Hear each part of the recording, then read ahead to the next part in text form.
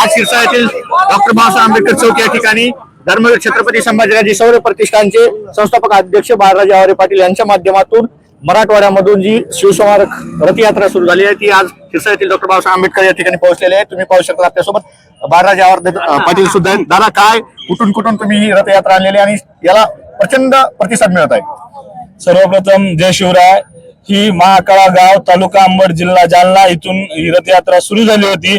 महाकाळावरून छत्रपती संभाजीनगर, छत्रपती संभाजीनगरवरून जालना, जालन्यावरून परभणी, परभणीहून हिंगोली, हिंगोलीहून नांदेड, नांदेडहून लातूर, लातूरहून धाराशिव आणि धाराशिवहून नंतर बीड जिल्ह्यात आलेली आहे। प्रचंड प्रतिसाद भेटत आहे। पाहायला गेलं तर ईव्हीएमच्या विरोधात तुम्ही आंदोलन केलं होतं, त्या ठिकाणी तुमचं आंदोलन मोडीत काढण्यात आलं। त्याच पद्धतीनं कुठेतरी रथयात्रेवर सुद्धा बंधन घालायची, कुठेतरी दबाव करायचा आणि तुमची रथयात्रा मोडीत काढण्याचा प्रयत्न सुरू होता ना। पण त्याच्या प्रयत्नाला मी जुमानत नाही आणि त्या दिवशी जे आमचं आंदोलन मोडीत काढलं त्या आंदोलनाबाबतीत मी एवढंच सांगा, मी महाराष्ट्रात राहतो। महाराष्ट्रात मला शिवाजी महाराजांनी माझ्या स्वराज्यात मला शिकवलेलं आहे की एखादी दुर्दैवी घटना झाली त्या घटनेला आपण मानलं पाहिजे आणि त्या घटनेचा आपण दुखवटा पाळला पाहिजे।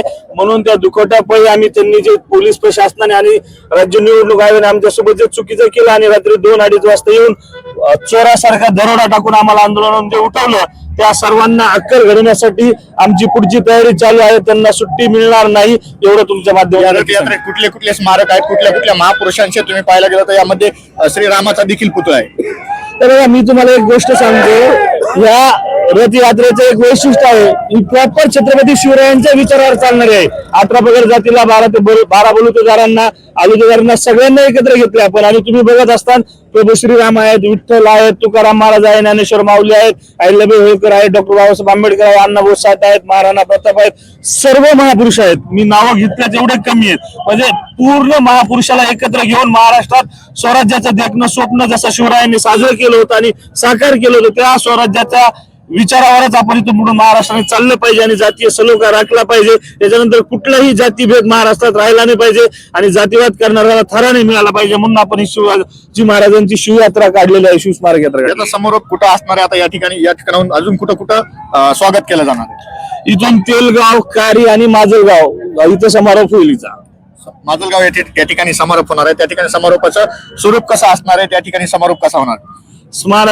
समारोपाचं स्वरूप असं आहे की सगळ्यांना एकत्र बोलवलेलं आहे। तिथे एक मोठी आपण स्मारकाची सभा घेणार आहेत आणि त्या सभेत आपण सर्व समाजाला शिवप्रेमींना आवाहन करणार आहे। तिथून पुढे शिवरायांच्या विचाराला आपण पाळलं पाहिजे, बाकी कुठल्याही गोष्टी वगैरे जास्त लक्ष न देता आपण शिवरायांच्या विचारावर महाराष्ट्रात कसा शिवरायांचा विचाराचा महाराष्ट्र घडवता येण्याचा प्रयत्न केला पाहिजे। तुम्ही याआधी सुद्धा सांगितलं होतं 19 फेब्रुवारीला छत्रपती शिवाजी महाराजांची जयंती असते, राज्यभर नव्हे तर संपूर्ण देशामध्ये जयंती साजरी केली जाते। त्या दिवशी तुम्ही स्मारक बसवणार होतात, त्या योजनेचं काय होणार? 100% 101 बसणारच ना शिवभाऊ, ते वाट बघून। आणि ईव्हीएमचं तुमचं जे आंदोलन मोडीत काढलं होतं त्याचा पुढला टप्पा कसा असतो? पुढचा टप्पा एवढा सांगतो, हा डायरेक्ट निवडणूक आयोगाला, राज्य सरकारला एवढा मोठा धप्पा असेल आणि यावेळेस जर नाही सुधारले हराम करू तुम्ही, तर पुढच्या वेळेस मात्र तुम्हाला केंद्रापर्यंत धक्का द्यायला आम्ही तयार आहे।